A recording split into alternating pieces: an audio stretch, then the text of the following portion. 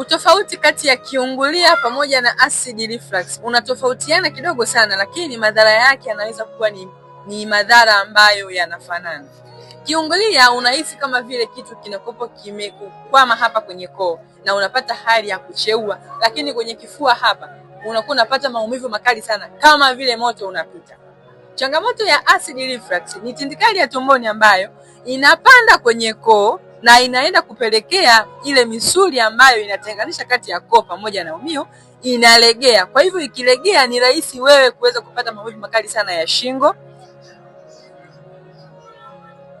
maumivu makali sana ya kichwa, lakini pia unahisi hata masikio yako yanapiga kelele. Na pengine uliwahi kutumia dawa mbalimbali kuweza kupunguza changamoto hii, lakini bado changamoto yako imezidi kuwa pale pale na wakati mwingine inaongezeka kila inapoitwa leo. Ikiwa ni wewe unaona video hii na unatamani kuweza kupata suluhisho la moja kwa moja la changamoto ulionayo, wakati ni sasa. Unaweza kuchukua namba yangu hapo ili nikusaidie kukupa hii program ambayo imeshawasaidia watu wengi.